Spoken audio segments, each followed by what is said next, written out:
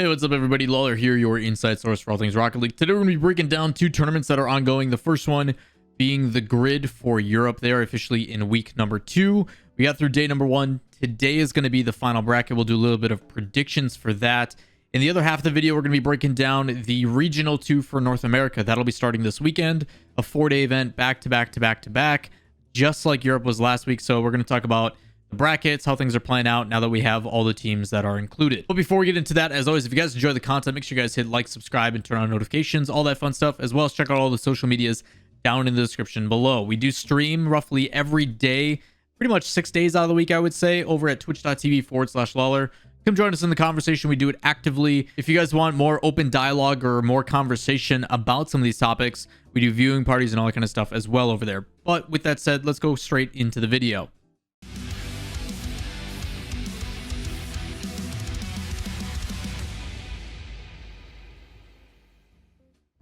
So 2 parts to this video. Part 1 is going to be us breaking down the grid. We had day 1 of 2.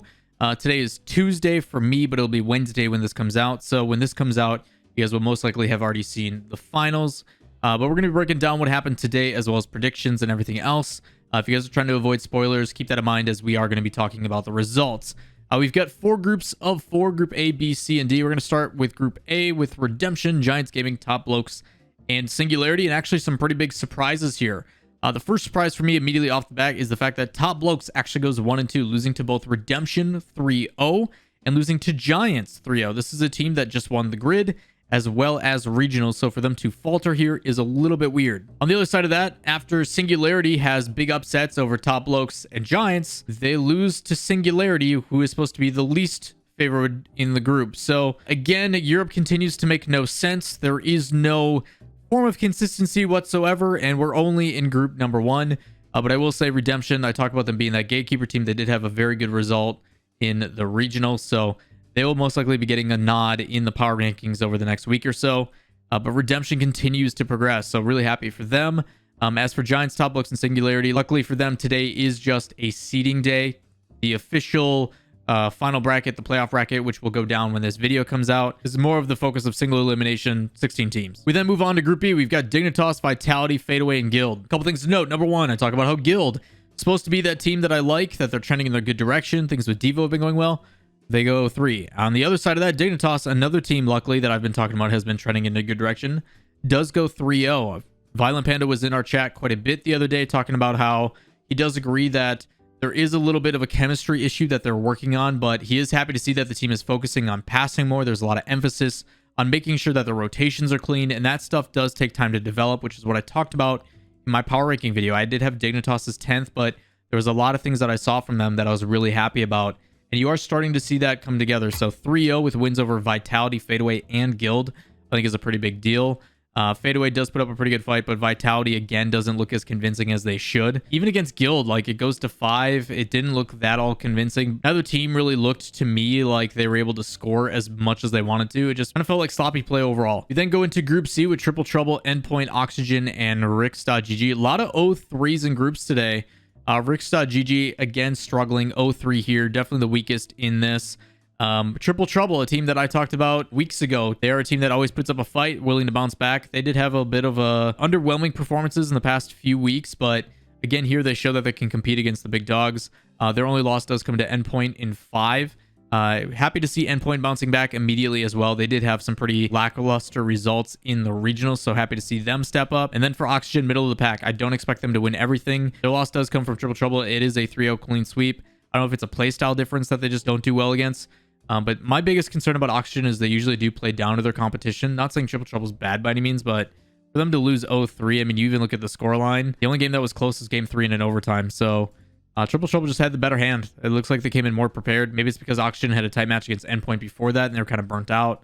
Either way, don't know exactly the reasoning on that one, but 2nd seed for Endpoint, 3rd seed for Oxygen is something that I would like to see Oxygen improve upon. They do go neutral in their game differential, being 6-6 total.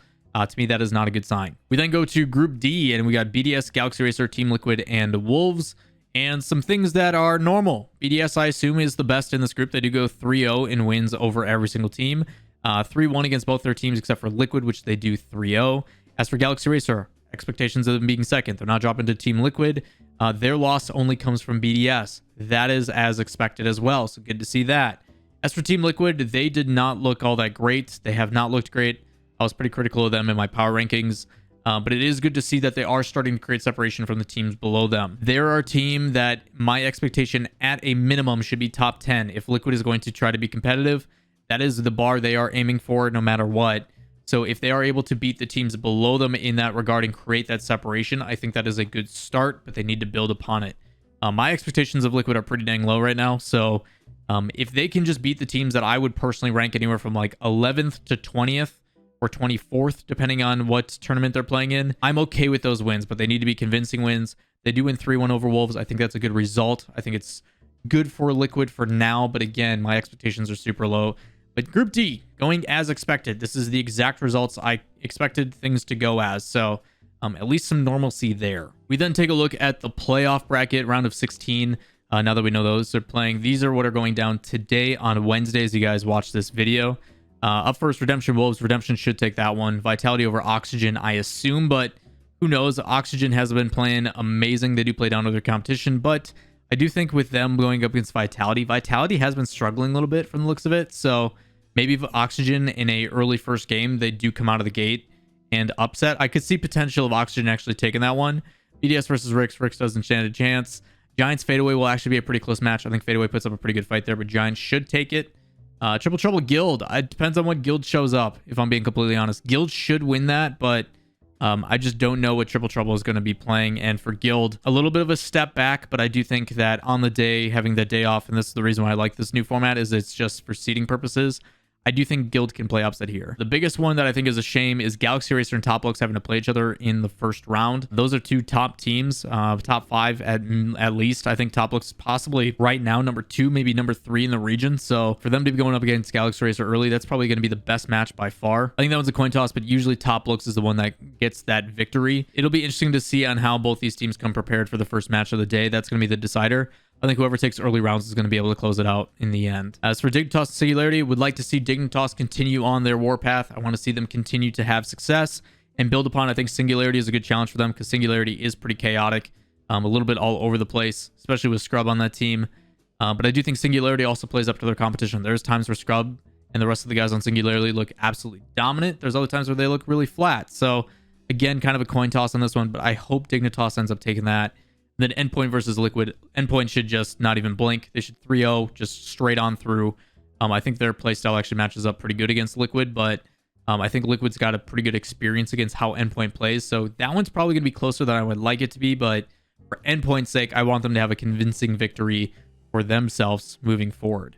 After that, in the quarterfinals and stuff, it's going to be interesting to see how it plays out, but we'll get there when we get there. In part 2 of the video, again, we're going to be talking about the North American Regional 2 that'll be going down. That starts on December 10th and goes until the 13th, 4 days in a row. So starting Thursday and then carrying through.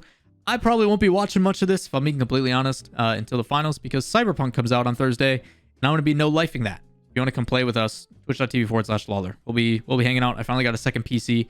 We'll be doing some dual stream PC glorious action. Looking forward to that. But if we take a look at the bracket, just to kind of give you guys an idea of who made it in and who's playing, the teams that qualified are going to be all of those towards the bottom seeds. So you got Jamal Jabari, 72PC, Vibrant, Sippin' Ice Cubes. Sippin' Ice Cubes did make it back in, so congrats to them. You got Charlotte Phoenix, Loco, Down to Earth, and much, much more. So the big things that I'll be paying attention to, can Kansas City Pioneers bounce back in their matches? They had a pretty good run last time around, even though they had a faltering week.